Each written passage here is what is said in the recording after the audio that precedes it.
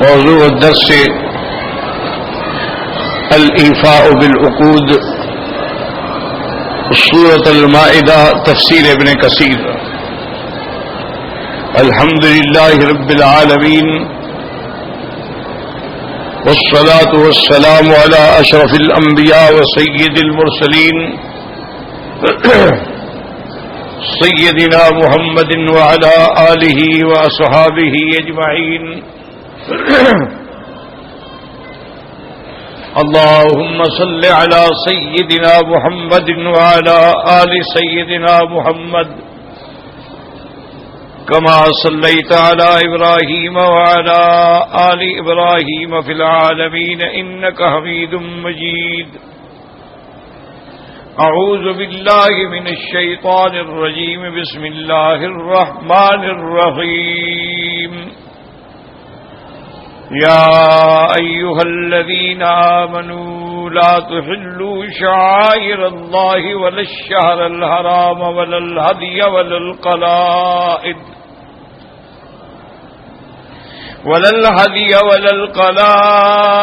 ولا آمين البيت الحرام يبتغون فضلا من ربهم ورضوانا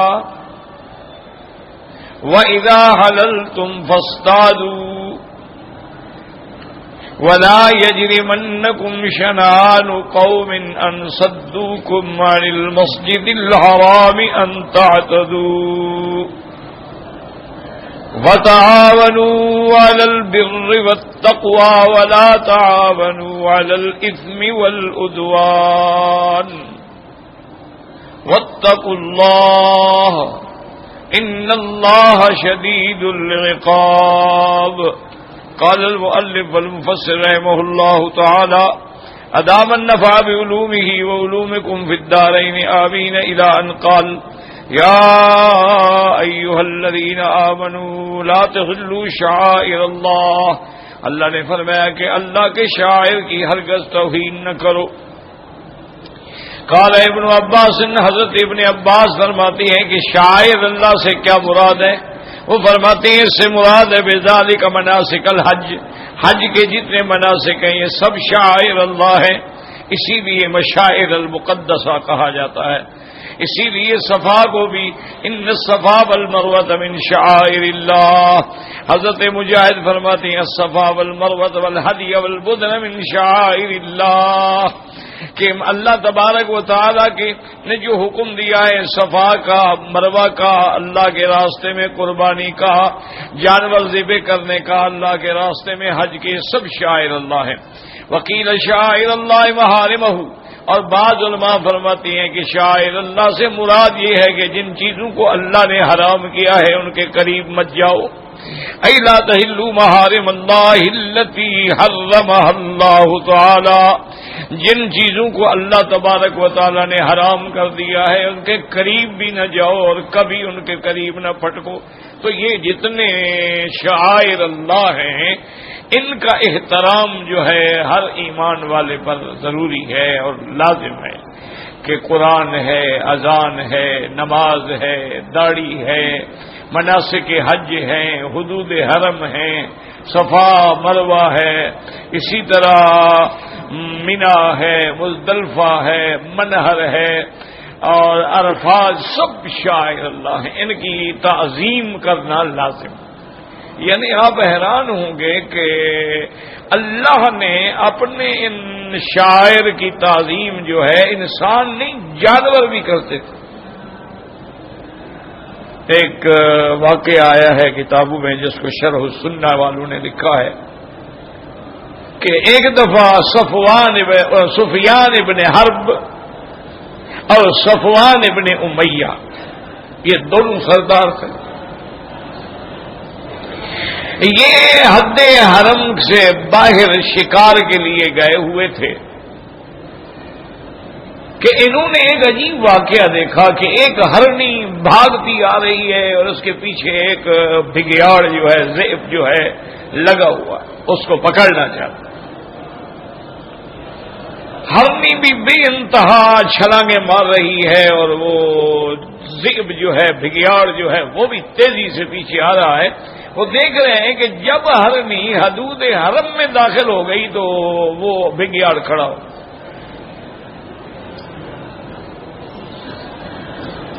تو صفوان نے اور ابو سفیان ابن حرب نے کہا کہ بھائی یہ تو عجیب بات ہے کہ اللہ کے حرم کا یہ جانور بھگیاڑ جو ہے یہ احترام کر رہا ہے، عجب اللحاظ۔ تو وہ بھگیاڑ جو ہے وہ قریب آیا اور اس نے کہا کہ میں اللہ کے حرم کا احترام کر رہا ہوں، لیکن میں تم کو اس سے بھی عجیب بات بتاتا ہوں۔ اب دونوں حیران ہو گئے کہ الذئب یتکلم، کہ ایک بھیڑیا بات کر رہا ہے۔ اس نے کہا نبیکم فی المدینہ یدعوکم الی الجنۃ وانتم تدخلون النار۔ انہوں نے کہا تم میں سے اللہ نے نبی بھیجا ہے جو اس وقت مدینے میں ہے اور وہ تمہیں جنت کے لیے دعوت دیتا ہے، تم جہنم میں جانا چاہتے ہو۔ کہتے ہیں کھڑے ہو گئے ہم، حیران ہو گئے کہ ایک تو بھگیاڑ نے حرم کی احترام، دوسرا اللہ کے نبی کی بھی تصدیق کر دی۔ تو دونوں نے مشورہ کیا کہ مکے والوں کو یہ بات نہ بتانا، اگر بتائیں گے وہ سارے مسلمان ہو جائیں، بس اس بات کو چھپا لو۔ اسی طرح عجیب واقعہ لکھا ہے شرح السنہ میں کہ حضرت عامر ابن حبیرہ اپنا بکریاں چرا رہے تھے، ایک بھگیاڑ آیا اور اس نے جو سب سے موٹی تازی بکری تھی نا وہ اٹھائی اور بھاگی، اس کے پیچھے بھاگ پڑے، اس کی بکری تھی۔ وہ کہتے ہیں میں حیران ہو گیا کہ چھوٹا سا بھگیاڑ ہے اور اتنی سب سے بڑی جو بھاری بکری تھی نا وزن والی، اس کو اٹھا کے جا رہا۔ کہتے ہیں کہ میں نے زور سے دور سے اس کو لکڑی ماری تو اس کے بھگیاڑ کے ٹانگوں میں لگی تو وہ جھٹکا لگا تو بکری گر گئی، اور بھگیاڑ کھڑا ہو گیا۔ کہتا ہے ھذا رزق ساقنی اللہ الیہ، یہ میرا رزق تھا تم نے مجھ سے چھین لیا۔ کہتا میں حیران ہو گیا کہ یہ جانور ہو کے کیسے باتیں کر رہا ہے۔ میں نے کہا الذئب یتکلم، عجیب بات ہے، بھگیاڑ بھی باتیں کرتے ہیں۔ اور اس نے کہا میری کہ اس سے میں تمہیں اور عجیب بات بتاتا ہوں کہ نبیکم یدعوکم الی الجنۃ وہو فی المدینہ، کہ اللہ کا نبی مدینے میں ہے اور تم سب کو جنت کی دعوت دے رہا ہے، لیکن تم جہنم جانا چاہتے ہو۔ عامر ابن حبیرہ کہتے ہیں کہ میں نے بکریاں اپنے گھر میں پہنچائی اور سیدھا مدینے چل پڑا۔ حضور صلی اللہ علیہ وسلم کو جبریل علیہ السلام نے پہلے آگے یہ سارا واقعہ سنا دیا۔ تو عامر ابن حبیرہ جب آیا تو حضور ہمیں اس لیے آئے ہو کہ تم نے دیکھا کہ ایک جانور باتیں کر رہا ہے، اور کہا یا رسول اللہ میں سیدھے تو اس نے کہا حضور بس مہربانی کریں مجھے کلمہ پڑھا دیں، میں اسلام لاتا ہوں۔ تو یعنی آپ اندازہ کریں کہ اللہ کے حرم کی اور شاعر کی تعظیم جو ہے وہ جانوروں کے دل میں،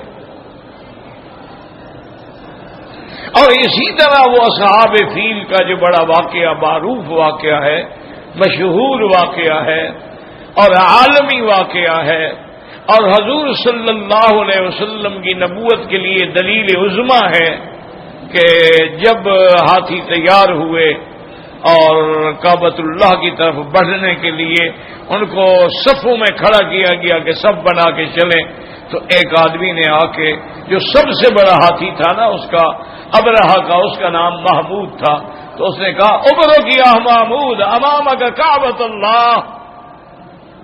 اور اس نے کہا محمود کہاں جا رہے ہو؟ آگے اللہ کا گھر ہے، بیٹھ جاؤ۔ فبرک محمود، بیٹھ گیا۔ اب اس کو چلانے والے لوہے کے گرز مار رہے ہیں لیکن اٹھتا ہی نہیں۔ آخر اس کے چلانے والوں نے مجبور ہو کہ اس کے رخ کو موڑا یمن کی طرف کہ کعبے کے بجائے یمن واپس جائے، فوراً دوڑ پڑا، اور اس کو اگر کعبے کی طرف پھیرتے ہیں وہ رک جاتا ہے۔ تو یعنی ایک ہاتھی ہے، جانور ہے، اور جو انعام ہیں، جو چوپائے ہیں، لیکن ان کے دلوں میں بھی اللہ کے کعبے کا احترام ہے۔ اور اللہ تبارک و تعالیٰ کے کعبے کی عظمت ہے، اللہ تبارک و تعالیٰ کے شاعر کی عظمت ہے۔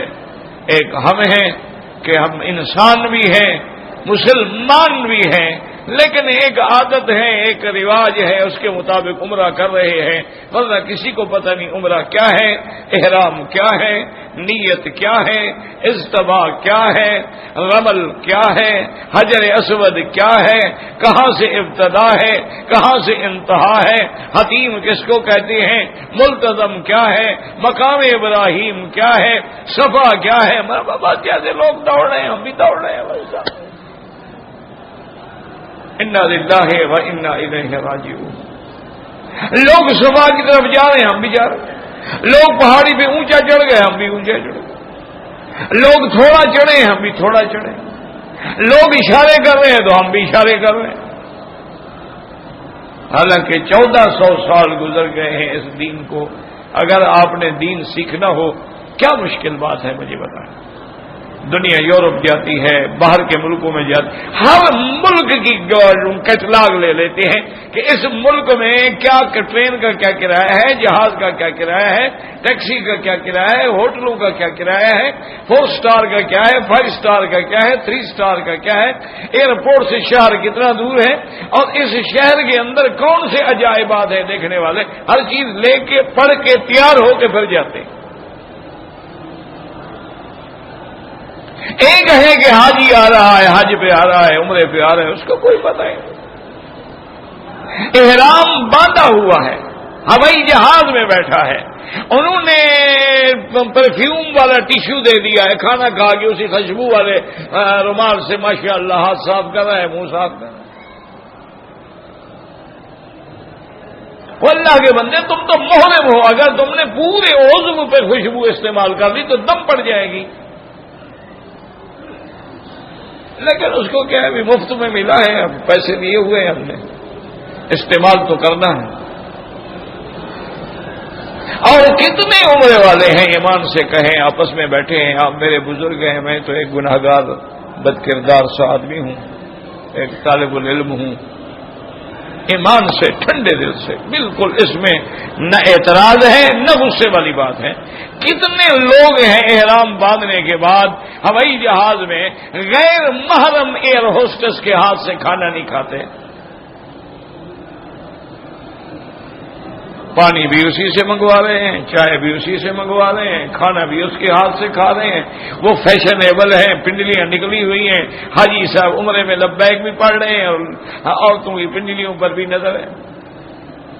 یہ کون سا عمرہ ہے جناب؟ یہ کہاں کا عمرہ ہے؟ یاد رکھیں، میرے استاد تھے، میرے شیخ تھے، میں نے ان سے پڑھا ہے، حضرت حبیب اللہ گمانوی رحمۃ اللہ علیہ، اللہ ان کی قبر پہ کروڑوں رحمتیں فرمائے، بہت بڑے علماء میں سے تھے، بہت بڑے محدث مفسر، حدیث میں حضرت کشمیری رحمۃ اللہ علیہ کے شاگرد تھے، اور تفسیر میں حضرت حسین علی وہاں بھچنا رحمۃ اللہ علیہ کے شاگرد تھے، اور ان کے خلیفہ بھی تھے۔ بہت بڑا مقام تھا حضرت کا۔ حج پہ جب آئے تو جہاز میں بیٹھے تو اب وہ سیٹ پہ یوں کر کے بیٹھے، جو ساتھی ساتھ تھے، خادم ساتھ تھے، انہوں نے کہا حضرت تھوڑا ٹیک لگا لیں، کمر بھی سیدھی ہو جائے گی اور پھر بیلٹ بھی باندھنی ہے تو تکلیف نہیں ہوگی۔ وہ پکڑ کے پیچھے کرے، وہ پھر ویسے بڑھے۔ آخر سارا راستہ 4.5 گھنٹے حضرت یوں ہی بیٹھے، پانی نہیں چاہیے، کھانا نہیں چاہیے، نظر اٹھائی نہیں۔ آخر حضرت کو ہمارے بھائی ہیں سیف الرحمان صاحب ابھی الحمدللہ ماشاءاللہ ہیں، انہوں نے مجھے، وہ بھی شاگرد تھے، انہوں نے مجھے ان کا حضرت کیوں تکلیف؟ فرمایا بھائی ساری زندگی تو فقیر کھوتیوں پہ اور گھوڑیوں پہ اور سائیکلوں پہ چڑھتا تھا، آج اللہ نے ہوائی جہاز میں بٹھا دیا تو اکڑ کے بیٹھوں اور کہیں خدا ناراض ہو جائے، کہ اکڑ کے بیٹھے ہوئے ہو، تکبر کر رہے ہو۔ اس لیے فرمایا بھائی میں تو ایسے نہیں کر سکتا کرتا، جتنا دن وہ حرم میں رہے میں نے نہیں دیکھا حضرت کو کہ نظر اٹھائی ہے، اور میرے تو استاد تھے، مجھے حجت بھی تھی، مجھے پیار بھی تھا، اور میں ان سے ہر قسم کی بات بھی کر لیتا، سوال ہی پیدا۔ اور اللہ نے قوت سامعہ ایسے دی تھی کہ میں یہاں پڑھا رہا ہوں، حضرت وہاں سے گزرے ہیں سڑک سے، تو صبح کو مجھے بلا کے کہا فقیرہ کون سی کتاب پڑھا رہے تھے؟ میں نے کہا جی اس میں تو آپ غلط ترجمہ کر رہے تھے۔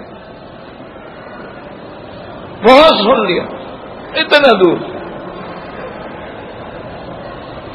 میں نے دوسرے دن بتایا تو کو میں نے غلط کہا تھا، صحیح ترجمہ یہ ہے، اور پھر رو رو کے میرے لیے دعائیں کی، کہتے ہیں ہاں یہی عالم کی شان ہے کہ غلطی مان لیں، جو غلطیاں نہیں مانتے ہیں وہ عالم نہیں ہوتے،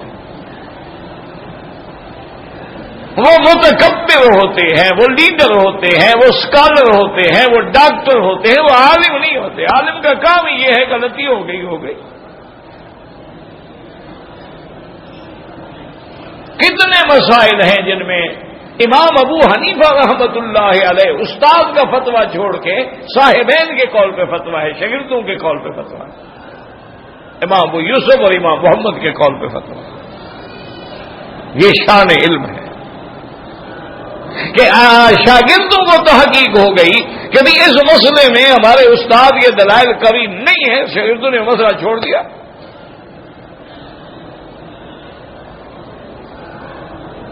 اب اسی طرح جو فاقدۃ الزوج ہے، جس عورت کا شوہر گم ہو جائے،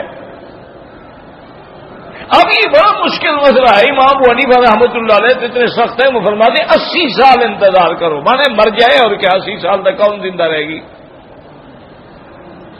لیکن امام مالک فرماتے ہیں کہ 3 سال انتظار کرو، اگر 3 سال میں وہ نہ آئے تو اعلان کرو، حکومت کو درخواست دو، اشتہار دیے جائیں، اعلان کیا جائے، پھر بھی نہ آئے تو قاضی اس عورت کے نکاح کو فسخ کر دے اور دوسری جگہ شادی کر دے۔ تو امام ابو یوسف اور امام محمد نے فتویٰ امام مالک کے قول پہ دے دیا، کوئی تعصب نہیں، کوئی جھگڑا نہیں، کوئی ضد نہیں۔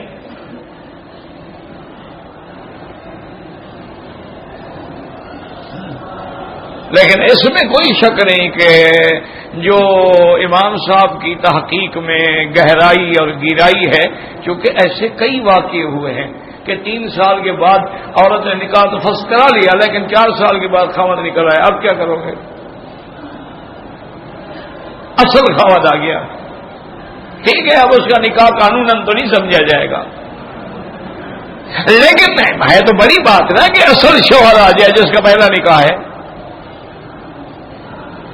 تو بہرحال میرے کہنے کا مقصد یہ تھا کہ شعائر اللہ کی ہر حال میں احترام کیا کرو، اور خدا کے لیے اب مدینہ منورہ جانا ہے، چھوٹی سی کتابیں ملتی ہیں، آداب زیارت مدینہ، آداب زیارت مسجد نبوی صلی اللہ علیہ وسلم، اور صلاۃ السلام پڑھنے کا طریقہ، چھوٹی سی کتابیں ہیں، لے لیں، 1 دفعہ پڑھیں، 2 دفعہ پڑھیں، 4 دفعہ پڑھیں، 10 دفعہ پڑھیں، جو سمجھ نہ آئے نشان لگا دیں، کسی عالم سے جا کے مسئلہ پوچھ لیں تاکہ تیری حاضری میں کوئی غلطی نہ ہو۔ اگر واقعی تم نے مدینے جانا ہے اور اگر سگریٹ پیتے ہوئے جانا ہے تو مسئلے پوچھنے کی ضرورت ہی نہیں ہے، پھر کیا مسئلہ پوچھنا ہے تم نے؟ سگریٹ پی رہے ہیں مدینے شریف، نہیں کملی والے نے جی بلایا ہے کہ سگریٹ لے کے آنا میرے لیے، نعوذ باللہ، ان کو کملی والے نے بلایا، سارا دن شیو کراتا ہے، چین سموکر ہے، 4 ڈبیاں سگریٹ پی جاتا ہے، کملی والے کا سڈا ہے، ایسے ہی کملی والے سڈا ہے۔ انا للہ و انا، اتنا بڑا جھوٹ اور اللہ کے نبی پر، خدا کے پیغمبر پر کہ تمہیں اللہ کے نبی نے بلایا ہے۔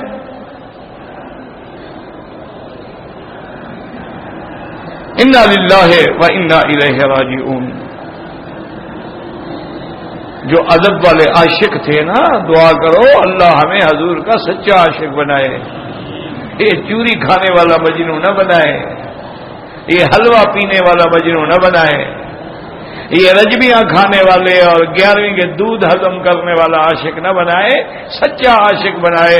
کہ عاشق کہتے ہیں، امام جامی کہتے ہیں کہ 1000 بار بشویم دہن بمشک گلاب ہنوز نام تو گفتن کباب بے ادبی، کہ میرا مدنی اگر میں 1000 بار اپنی زبان کو مشک گلاب سے دھوؤں پھر بھی تیرا نام لیتے ہوئے ڈرتا ہوں بے ادبی نہ ہو جائے.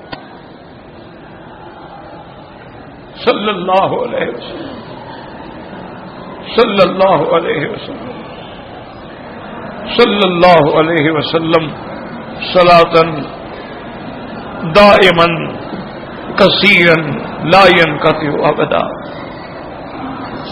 اللہ اکبر اللہ اکبر. اور جو صحیح معنوں میں عاشق رسول اللہ تھے صلی اللہ علیہ وسلم، جب ذل حلیفہ پہ جاتے تھے تو اب بلڈنگیں بن گئی ہیں نا، بڑی اونچی اونچی محل بن گئے، پلازے بن گئے، بلڈنگیں بن گئی. اس وقت تو کچھ نہیں تھا، بالکل صاف.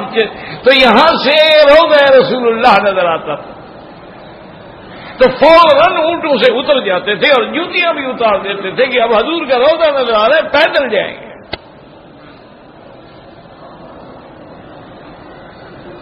ساری زندگی امام مالک رحمت اللہ علیہ نے حدود حرم میں، مدینہ پاک کے حدود میں کبھی آپ نے اونٹ پہ یا گھوڑے پہ یا خچر پہ سواری نہیں کی. سب پیدل چل کے جاتے تھے حدود حرم تک. سب شاگرد کہتے مجھے حیا آتی ہے کہ کہیں حضور کا پاؤں آیا ہو اور میری سواری گزرے. کہاں ہے یہ عاشق؟ 11ویں کے دودھ پینے سے عشق پورا ہو جاتا ہے. خدا کا خوف انگوٹھے چومنے سے عشق پورا ہو جاتا ہے. اور کہتے ہیں جی مولوی کہتے ہیں انگوٹھے چومنا تو ثابت ہے کہاں؟ قرآن میں، حدیث میں، یا تمہاری اور کوئی کتاب ہے؟ قرآن تو کہتا ہے صلو علیہ وسلم تسلیما، اللہم صلی علی محمد وبارک وسلم. میرے نبی پہ درود بھیجو. اللہ کا نبی فرماتا ہے من صلی علیہ واحدا صلی اللہ علیہ عشرا، جو مجھ پہ ایک دفعہ درود بھیجیں گے اللہ 10 دفعہ درود بھیجیں گے. تو یہ کہاں لکھا ہوا جو ایک انگوٹھا چومیں گے اس کو کیا ثواب ملے گا؟ یعنی پتہ نہیں، جب اللہ ناراض ہوتا ہے تو اللہ عقل بھی چھین لیتا ہے. انگوٹھے اپنے چومتے ہو ثواب ملے گا تمہیں. یعنی اللہ نے عقل نہیں دیا تمہیں. یہ انگریزوں والا بوسہ ہے، دور سے دے رہا ہو. کوئی عقل کرو. قرآن کہتا ہے درود پڑھو، نبی پاک فرماتے ہیں درود پڑھو، حضور فرماتے ہیں جمعہ کے دن جمعرات زیادہ درود پڑھا کرو، تمہارا درود میرے حق پر پیش ہوتا ہے. یہ تو کسی حدیث میں نہیں کہ انگوٹھے چوما کرو، انگوٹھے پیش ہوتے ہیں. خدا کے لیے عمرے پہ آؤ، عمرے کی کتاب پڑھو. حج پہ آؤ، حج کی کتاب پڑھو. پھر ان علماء کے ان لوگوں کے گروپ میں آؤ جس میں کوئی عالم موجود ہو، تاکہ حسب ضرورت کوئی مسئلہ اچانک پیش آ جاتا ہے جو کتاب میں نہیں ہے، پھر کیا کرو گے؟ سارے مسئلے کتابوں میں تھوڑے لکھے ہوتے ہیں. میرے استاد تھے حضرت نعمانی رحمت اللہ علیہ، تو بیٹھے ہوتے میرے پاس حج میں، کوئی آدمی مسئلے پوچھتے کہتے مسئلہ مکی صاحب سے پوچھو. میں شرم کرتا ہوں کہ حضرت کیا کہہ رہے ہیں آپ، میں آپ کا شاگرد ہوں، آپ بیٹھے ہیں تو پھر میں مسئلہ کیوں بتاؤں؟ کہتے فقیرہ یہ مسئلہ جو ہے نا یہ آپ نے پریکٹیکل طور پہ حج کیا ہوا ہے، ہر مسئلے کو آپ نے آزما کے دیکھا ہوا، ہم نے کتابوں میں پڑھا ہوا ہے. فرق ہے، تم صحیح بتاؤ گے ہم پھر بھی غلطی کریں گے.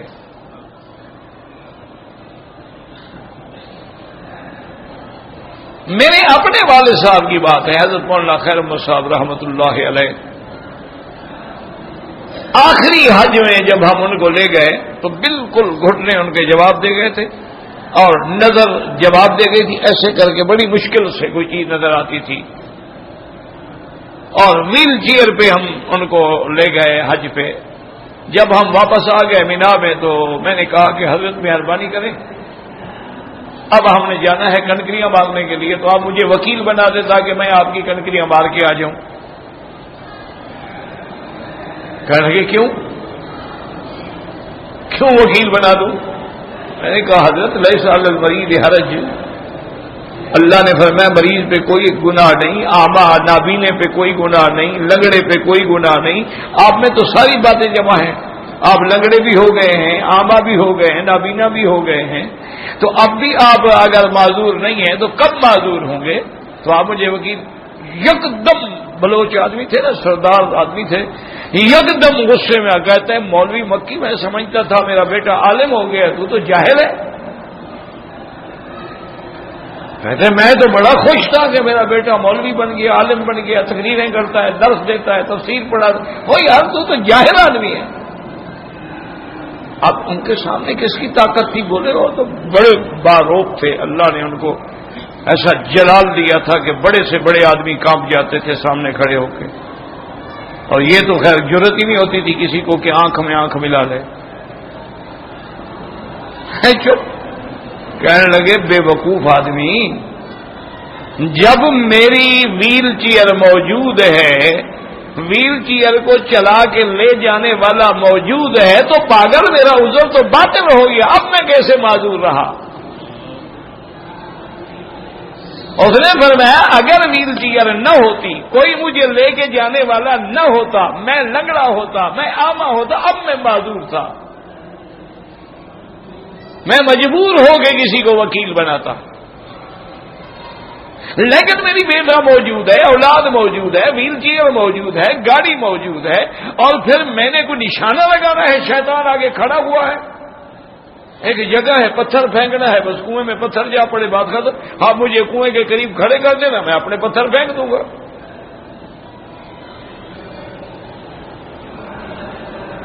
یہ احتیاط ہے، اس کو کہتے ہیں حج کا احتیاط۔ حضرت مفتی صاحب نے حج کیا، مفتی محمود صاحب رحمۃ اللہ علیہ نے، ان کے پاؤں میں انگوٹھا جو تھا نا وہ بالکل شوگر کی وجہ سے اتنا شدید زخم تھا کہ اس کا کوئی علاج نہیں تھا، پھر کاٹنا پڑا تھا۔ تو طواف زیارت کر کے واپس مینا پہنچ گئے، میرے خیمے میں تھے، میرے ساتھ حج کر رہے تھے، واپس جب پہنچے تو پٹی کھولی نہ، تو پٹی کو خون لگا ہوا تھا، تو کہا کہ مولوی مکی کو بلاؤ بلاؤ بلاؤ بلاؤ، جلدی کرو جلدی۔ میں کہتا بھائی میں نے طواف زیارت تو کر لیا، لیکن دیکھو میں نے پٹی کھولی ہے، اس کو خون لگا ہوا ہے، تو اگر یہ طواف زیارت کے وقت بھی خون نکلا ہوا تھا تو میرا تو وضو نہ رہا، طواف زیارت میرا کہاں سے ہوا؟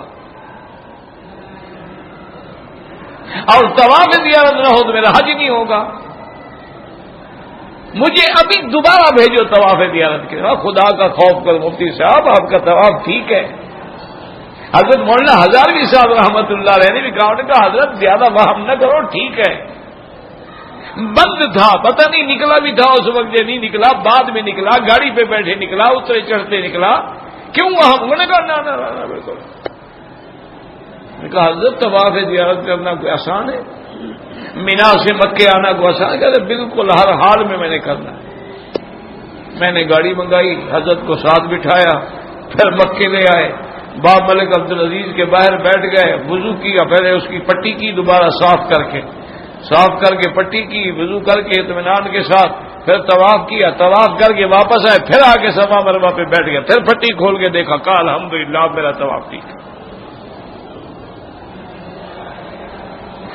آپ نے کبھی خیال فرمایا ہے جناب عمرہ؟ آپ کا تو عمرہ خراب ہو ہی نہیں سکتا، داڑھی منڈانے سے خراب نہیں ہو سکتا، تو پٹی نکلنے سے کیا ہو جائے گا؟ آپ کا عمرہ تو ایسا امرت دھارا ہے کہ حضور کے سامنے صلاۃ و سلام پڑھتے ہوئے بھی داڑھی منڈانے کا حیا نہیں آتا۔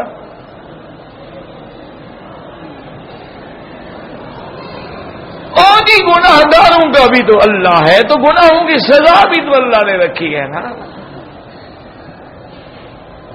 ان بطش ربک لشدید بھی تو اللہ کی صفت ہے نا، عزیز ذو انتقام بھی تو اللہ کی صفت ہے نا۔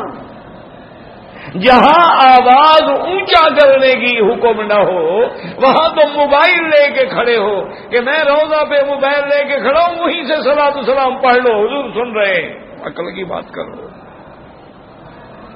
کیا کہہ رہے ہو؟ اتنا جرت، اتنا بے ادبی! انا للہ و انا الیہ راجعون۔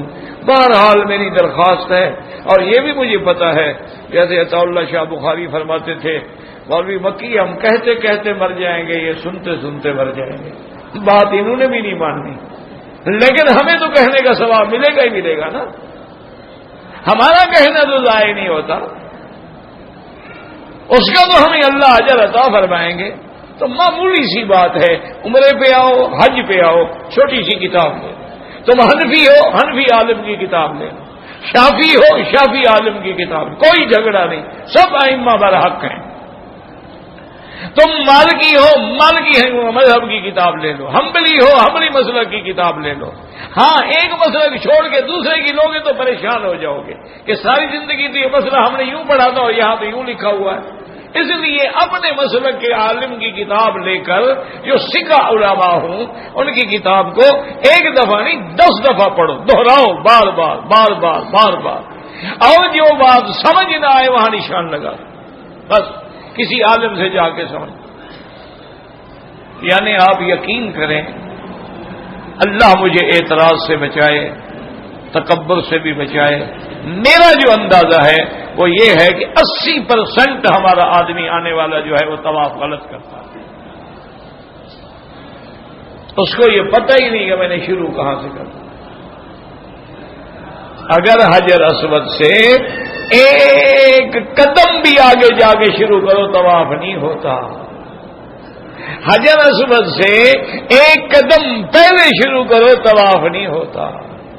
وہاں اس طرح کھڑا ہونا پڑتا ہے کہ اس کا جو حجر اسود کا گول آخری کنارہ ہے وہ تمہارے کندھے کے برابر ہو، پھر نیت کر کے پھر ایک قدم آگے بڑھے اور کہیں بسم اللہ اللہ اکبر وللہ الحمد، اور اس کے بعد نظر نیچے کر کے چلیں سبحان اللہ والحمد للہ والحمد للہ لا الہ الا اللہ اللہ اکبر۔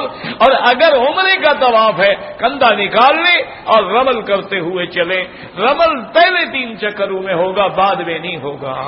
جب طواف مکمل ہو جائے پھر حجر اسود پہ جب شروع کریں گے تو بسم اللہ اللہ اکبر وللہ الحمد، لیکن جب ختم کریں گے پھر بسم اللہ نہیں پڑھیں گے، یہ ہر جگہ میں پڑھتے ہیں بسم اللہ اللہ اکبر، پھر آپ پڑھیں گے اللہ اکبر وللہ الحمد۔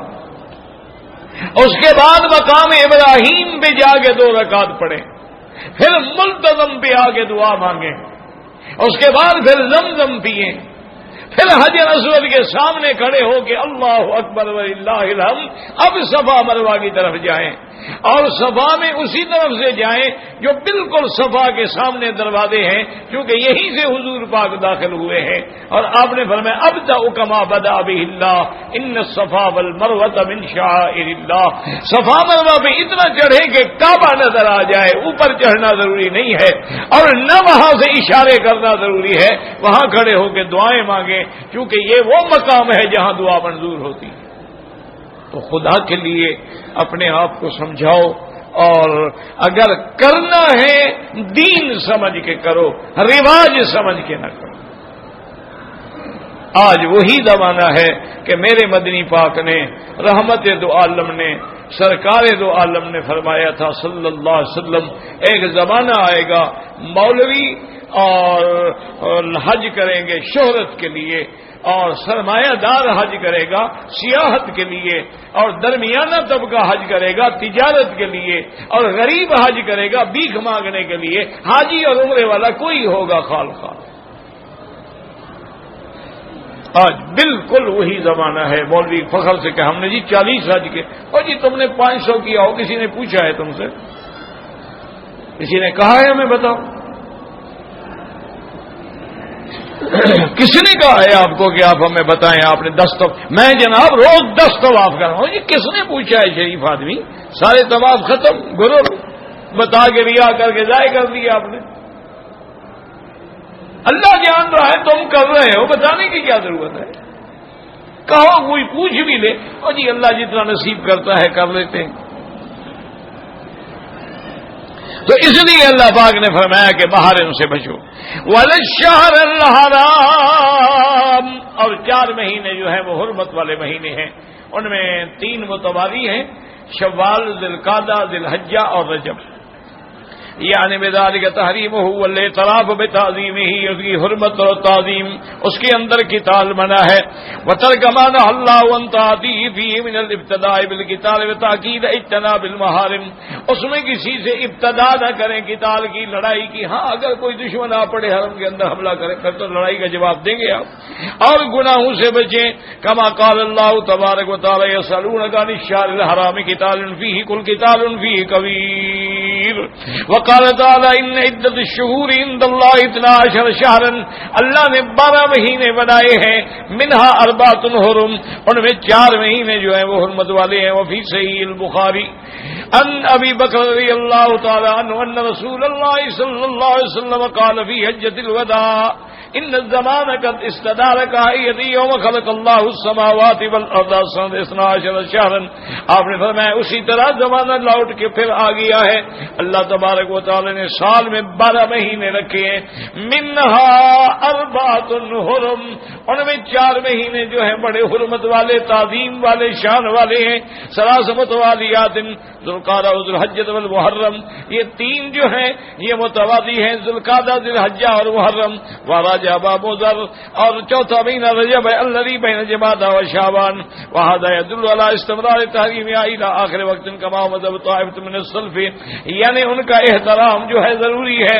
وقال علی ابن ابی طلحہ عباس رضی اللہ عنہما فی قوله وللشهر الحرام، حرمت والے مہینوں میں قتال نہ کرو، لا تستحلوا القتال فيه. وقد قال مقاتل حیان ذکر مالک الجدری واختار ابن جہیز وذهب الجمهور ولا ان ذلك منسوخ وانه يجوز ابتداء القتال اشہر الحرم. لیکن اب جمہور کا حکم یہ ہے، مسئلہ یہ ہے کہ یہ پہلے حکم تھا کہ ان 4 مہینوں میں کافروں سے لڑائی نہ کرو، لیکن بعد میں اللہ نے یہ حکم ختم کر دیا. فرمایا سبق الاشہر الحرم فاقتلوا المشرکین حیث وجدتموہم والمراد اشہر التسیر الاربعۃ. قال فلم يستثن شهر حراما من غیرہ، تو اب اجازت ہوگی. وقد حکى امام ابو جعفر اجماع ان اللہ قد احل قتال اہل الشرک بالاشہر الحرم وغیر من شہور السنۃ. اس لیے امام ابو جعفر رحمۃ اللہ علیہ نے اجماع نقل کیا ہے کہ کافروں سے اور مشرکوں سے اشہر الحرام کے اندر بھی قتال جائز ہے. وكذلك اجمعوا على ان المشرك لو قلد عنقه او ذراعه بلحاظ جميع اشجار الحرم لم يكن ذلك له امان من القتل اذا لم يكن تقدم له عقد الذمه من المسلمين او امان. ولهذه المسائل بعض اخر موضوع ابسط من هذا. اس لیے بعض علماء فرماتے ہیں اگر کوئی مشرک جانور کو نہیں بلکہ اپنے گلے کے اندر بھی قلادہ ڈال لے اور اپنے بازوؤں پر بھی حرم کے درخت کے پتے باندھ لے، اس کو امان نہیں ملے گی، حرم کے اندر بھی امان نہیں ملے گی. ہاں اگر اس کا پہلے کوئی تمہارے ساتھ معاہدہ ہے، مسلمانوں کے ساتھ کوئی عقد ہے، تو اس مدت معاہدہ تک اس کو اجازت ہے، اس کو قتل نہیں کیا جائے گا. اور جب مدت معاہدہ ختم ہو جائے گی تو پھر حکم ہو گیا انما المشرکون نجس فلا يقربوا المسجد الحرام بعد عامهم هذا، کہ مشرک جو ہیں وہ پلید ہوتے ہیں، اس سال کے بعد پھر ان کو اللہ کے حرم کے اندر آنے کی اجازت نہیں ہے. واللہ اعلم.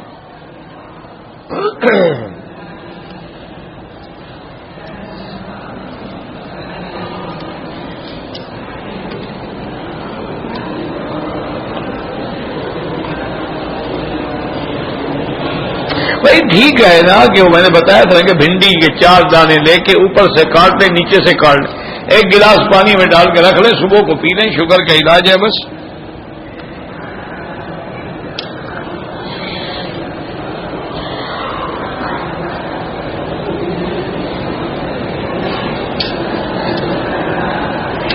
بہرحال لڑکی نے خلو کے لیے کورٹ میں دعویٰ کیا ہے. میرا بھائی بات یہ ہے کہ اگر کورٹ جو ہے وہ اسلامی ہے، عدالت اسلامی ہے، یا آپ کے ملک کی عدالت ہے لیکن ان معاملات میں اسلام کے مطابق چلتے ہیں، یعنی بعض چیزیں ہیں نا جن کو وہ بھی جیسے شفا ہے تو شفا اب آپ کے ہاں بھی اسلام کے مطابق فیصلہ ہوتا ہے. تو اگر کورٹ میں فیصلہ اسلام کے مطابق ہوتا ہے تو اس قاضی کا فیصلہ معتبر ہو جائے گا، ورنہ لازم ہے کہ اس شوہر کو بلا کے طلاق لی جائے. اس کو قاضی جبر کرے گا، بے خلو ہے، اب وہ تمہارے ساتھ رہنا نہیں چاہتی، تم ہر چیز اپنی واپس لے لو اور اس کو طلاق دو. داڑھی کا خط کرے یا داڑھی بنائے وہ ٹھیک ہے، داڑھی بڑھاؤ مونچھیں کٹاؤ یہ امر ہے بالکل، لیکن تمام جمہور صحابہ کا اسی پہ اتفاق ہے کہ ایک مشت کافی ہے۔ حیات یا ممات کے مسئلے کے لیے آپ کے ملک میں بہت مولوی ہیں، ان کو لڑنے دو، مجھے معاف کرو۔ آپ کے ملک میں الحمدللہ ایسے مسائل کے لیے اللہ نے بڑے لوگ پیدا کیے ہیں، کچھ مماتی ہیں کچھ حیاتی ہیں، جس کا نہ ہم سے قبر میں پوچھا جائے گا نہ حشر میں پوچھا جائے گا۔ ہم سے قبر میں پوچھیں گے کہ آپ حیات کے قائل ہیں یا ممات کے قائل ہیں، اور جب تم مر جاؤ گے نا تمہیں خود بھی پتہ لگ جائے گا کہ حیات اور ممات کیا ہوتی ہے، سوال جواب کیا ہوتا ہے۔ اگر قبر میں حیات ہی نہیں ہے تو پھر سوال کس بات کا ہے؟ من ربوں کا، ما دینوں کا، ما تقول فی حق ھذا الرجل، یہ سوال کس سے ہوتا ہے؟ روح سے ہوتا ہے بغیر جسد کے، اور عذاب بھی روح کو ہوتا ہے، تو روح تو علیین میں ہے یا سجین میں ہے، پھر عذاب کا کیا مطلب ہے؟ حضور تو قبر پہ کھڑے ہیں اور فرما رہے انہما لا یعذبان، ان کو عذاب ہو رہا ہے۔ بہرحال میں ان مسئلوں میں نہیں پڑھتا ہوں، اور آپ کے پاس اللہ کا شکر ہے بہت بہت مولوی ہیں، اللہ کا فضل ہے، دونوں طرف اللہ کی رحمت ہے، کھیت ہے باقاعدہ، تو ان کو لڑنے دو، وہ چونکہ باقی کام تو سارے ہو گئے ہیں نا، لوگ مسلمان ہو گئے، نمازی ہو گئے، باقی تو یہی جھگڑے رہ گئے ہیں نا۔ اگر شیعہ قرآن کا منکر ہے تو کافر ہے، سیدنا ابو بکر صدیق کی صداقت کا منکر ہے تو کافر ہے، بی بی عائشہ کی عصمت کا منکر ہے تو کافر ہے، ورنہ ہر شیعہ تو کافر نہیں ہو سکتا نا، شیعہ کی تو 360 قسمیں ہیں، کس کس کو ہم کافر کہیں؟ کاروبار شیعہ کے ساتھ ہو سکتا ہے، بالکل ہو سکتا ہے، یہودیوں کے ساتھ کر رہے ہو تو شیعہ کے ساتھ کیا ہے؟ یہ سارے کاروبار جو تمہارے چل رہے ہیں کافروں کے ساتھ نہیں ہو رہے ہیں، یہ جتنی چیزیں آ رہی ہیں مال بن کے آ رہے ہیں، کہاں سے آ رہے ہیں؟ کہاں سے خرید؟ یہ گھڑیاں، یہ گاڑیاں، یہ کاریں، یہ موٹر، یہ موبائل، یہ کہاں سے آ رہے ہیں؟ کہاں سے خریدے؟ اب تو تم روٹی بھی کافروں کی کھاتے ہو، یہ پیزا شریف ہے، برگر شریف ہے۔ چھوڑو ان باتوں کو، مزے کرو بس، انشاءاللہ نہ عمرے کی ضرورت ہے تو نہ حلال حرام کی ضرورت ہے، نہ ایمان سے۔ تمہیں پتہ ہے پیزے میں کیا ہوتا ہے؟ تمہیں پتہ ہے یہ برگر جو بناتے ہیں ان میں جو چیز لگی ہوتی ہے، ان میں چیزیں لگی ہیں، یہ کہاں کی بنی ہوئی ہیں؟ تمہیں پتہ ہے جو کریم استعمال کرتے ہو یا قیمتی صابن، ان میں کیا ہوتا ہے؟ خنزیر کی چربی ہوتی ہے۔ پھر عمرہ ہو گیا ماشاءاللہ، مزے کرو بھائی، ٹھیک ہے، ہم مولوی چیختے رہیں گے پیٹتے رہیں گے، لیکن انشاءاللہ ہمیں چیخنے پیٹنے کا ثواب ملے گا، اور تم بھی قیامت میں نہیں کہہ سکو گے ہمیں مسئلہ کسی نے نہیں بتایا تھا۔ طواف میں وضو ٹوٹ جائے تو دوبارہ طواف چھوڑ دے، وضو کر کے کرے، صفا میں ٹوٹ جائے تو کوئی حرج نہیں، بغیر وضو کے طواف نہیں کر سکتا، طواف نماز کے حکم میں ہے۔ نامہ استلام کرنا بالکل ضروری ہے، کیوں ضروری نہیں ہے؟ لیکن نہ کرے تو دم نہیں پڑے گی۔ مسجد جن ہے، مسجد ہجرہ ہے، بھائی حضور پاک نے جہاں جن اسلام لائے یا جہاں ہجرت کی رات گزرے وہ طریق الہجرہ کہلائی، تو اس نسبت سے یہ ساری چیزیں ہوتی ہیں۔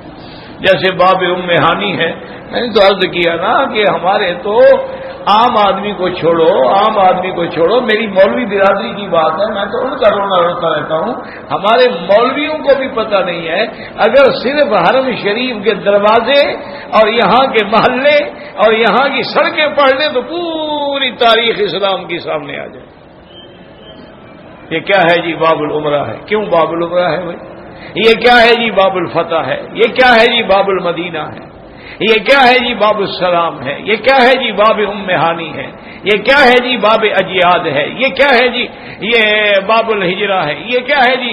یہ باب الوداع ہے۔ یہ کیا ہے جی؟ باب، تو یہ نام جو ہے اسی میں تو اسلام کی تاریخ لکھی ہوئی ہے۔ حرم سے باہر نکلو، کیا ہے جی؟ شار ابراہیم الخلیل ہے، یہ شار سیدنا ابی بکر صدیق ہے، یہ مسیال ہے، یہ مسورہ ہے، یہ مخطط دار الہجرہ ہے، یہ غار ثور ہے، یہ جبل نور ہے، یہ غار حرا ہے، اور یہ شرائع ہے، یہ مجرانہ ہے، یہ طائف ہے، یہ وادی قدید ہے، عصفان ہے، مر زہران ہے۔ اگر صرف یہی پڑھ لو نا تو تمہیں اسلام کی پوری تاریخ یاد آ جائے۔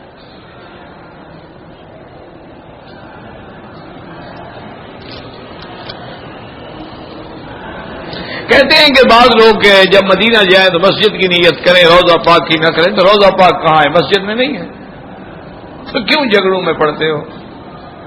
جب مسجد کی نیت کریں گے روضہ کہاں ہے؟ مسجد کے اندر ہے یا باہر ہے؟ تو نیت میں آ گیا کہ نہیں آ گیا؟ اچھا، اگر وہاں حضور کا روضہ نہ ہوتا تو کوئی مدینہ جاتا؟ جب تک حضور وہاں نہیں گئے کوئی گیا تھا؟ وہ تو یثرب تھا، وہ تو ارض الوبا تھا، یہ تو مدنی گیا تو ارض الشفا بنا صلی اللہ علیہ وسلم۔ باقی مسئلہ ہے، علماء کہتے ہیں کہ مسجد نبوی کی نیت کرو۔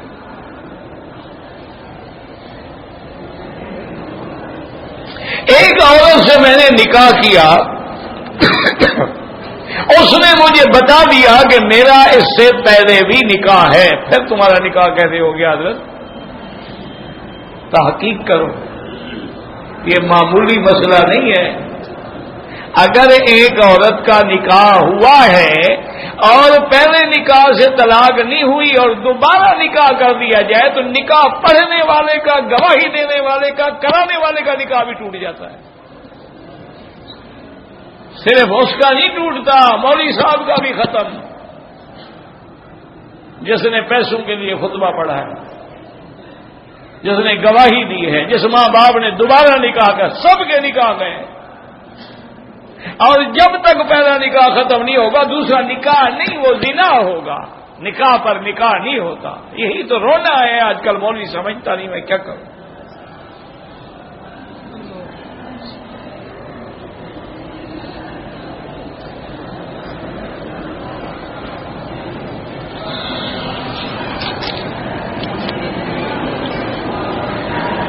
بھائی اتنا لمبا مسئلہ ویسے تو نہیں پڑھا جاتا، کام بڑا کراتا ہے، تم جانو وہ جانے، میں کیا کروں، اللہ ہدایت دے۔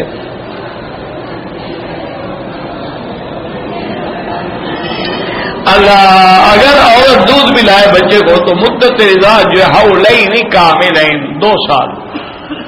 وہ تو امام صاحب کا ایک قول ہے کہ اگر کسی بچے نے 2 سال میں دودھ نہیں چھوڑا تو 30 شہر 2.5 سال تک بھی ہم رضاعت کو مانیں گے، ورنہ سب کے نزدیک یہی حکم ہے 2 سال۔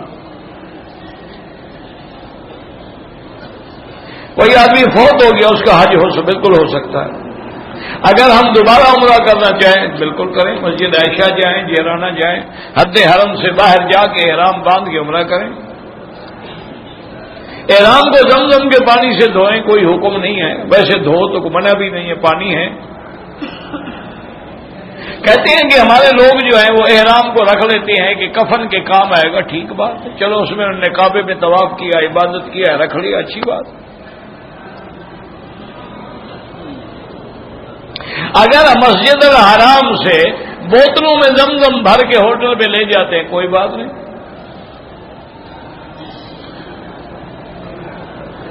نماز کے دوران میں گندے خیالات آتے ہیں، جب اللہ نے معاف کیا ہے تو فکر کیوں کرتے ہو؟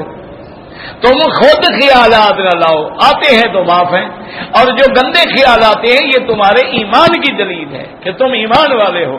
اگر ایمان نہ ہو تو گندے خیال کیوں آئیں؟ بغیر طواف شروع کیا وضو کے، 4 چکر کے بعد یاد آیا، طواف ختم کر کے دوبارہ نیت کی اور وضو کیا، ٹھیک ہے، دوبارہ طواف کر لیا، ٹھیک ہے، کوئی دم نہیں۔ دم کا معنی ہوتا ہے ایک بکری ذبح کرنا، مٹھی گندم نہیں، دم خون نکلے جانور کا۔ احرام میں کھانے کے بعد بھولے سے سادہ ٹیشو، اگر سادہ ٹیشو ہے، منہ صاف کیا کوئی بات، خوشبو نہ ہو، پرفیوم والا ٹیشو نہ ہو۔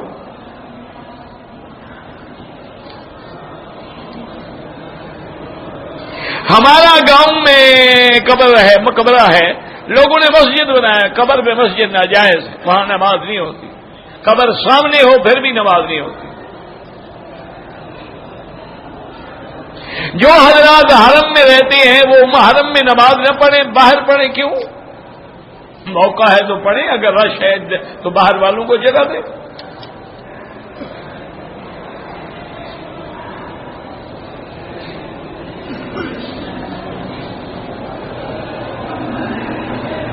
حضرت حمزہ کی لاش مبارک لے کر احد پہاڑ بھی ساتھ چل پڑا، یہ بالکل 101% جھوٹی روایت ہے۔ حضور نے خود تو حضرت حمزہ کو وہاں شہید کیا ہے، تو لے کے کہاں مدینہ شریف جا رہے تھے؟ عقل کیا کرو، خدا کے لیے ایسی روایتیں نہ گھڑا کرو، نبی پر تو جھوٹ نہ بولا کرو۔ جبل احد ساتھ چل پڑا کہ جی میں بھی مدینہ شریف جاتا ہوں۔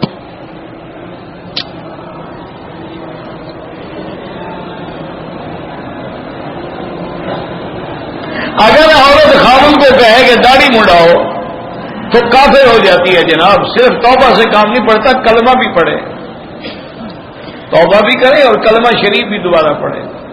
داڑھی کے منڈانے پر حکم دینا اللہ کے نبی کے حکم کے خلاف، یہ تو کفر ہو جاتا ہے۔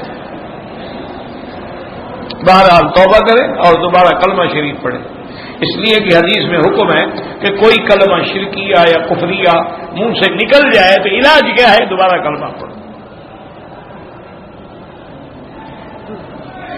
7 چکر لگائے، صفا مروہ کا 1 چکر لگایا، سر مڈا دیا، ماشاءاللہ، 1 بکری دم ادا کرو۔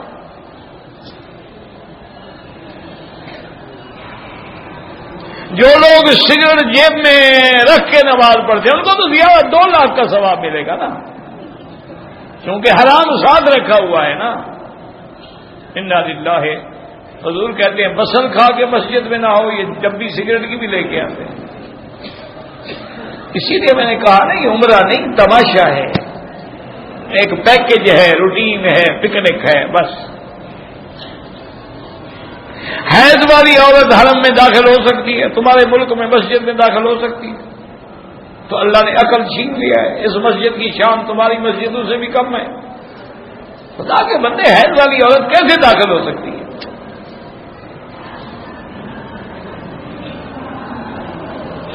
اگر ایک آدمی نے اپنی بیوی کو طلاق دی لیکن وہ حاملہ تھی، طلاق تو ہو جائے گی نا۔ طلاق دینے والا گناہگار ہے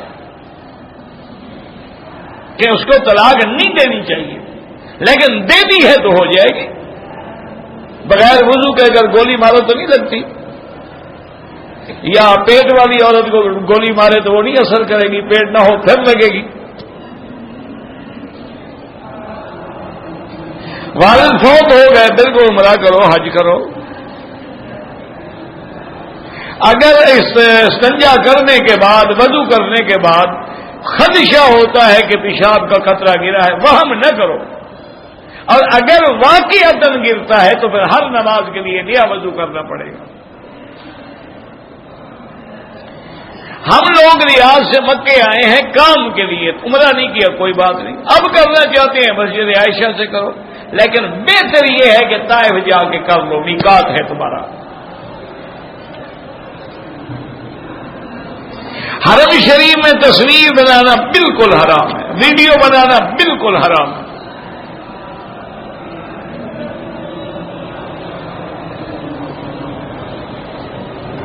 ایک عورت نے مدینہ منورہ سے جب آئی، حیض تھا، اس لیے اس نے عمرے کی نیت نہیں کی، مکے میں آ کے رہی، جب پاک ہو گئی تو مسجد عائشہ سے عمرہ کیا، لیکن دم تو پڑ گئی، وہ نیت تو کر سکتی تھی۔ نیت میں کیا منع تھا؟ نماز نہ پڑھے، نیت کرے، آگے ہوٹل میں بیٹھ جائے، جب پاک ہو کر گئے۔ اگر ایک عمرے میں ہم سر کے تھوڑے بال کاٹیں دم پڑ جائے گی۔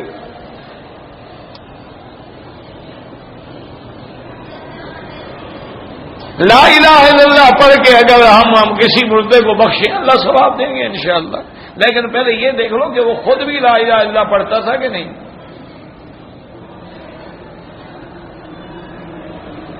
عمرے کا ارادہ کیا، طواف کر لیا، صفا مروہ بھول گیا، ماشاءاللہ، 1 بکری دم دو، آئندہ کبھی نہیں بھولو گے۔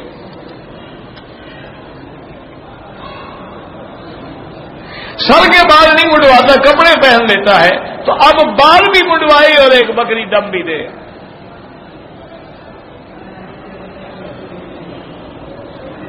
میں حضرت شیخ ذوالفقار سے بیعت، بڑی اچھی بات ہے، اللہ والے آدمی ہیں، اللہ تبارک و تعالی تمہاری اصلاح کر دے۔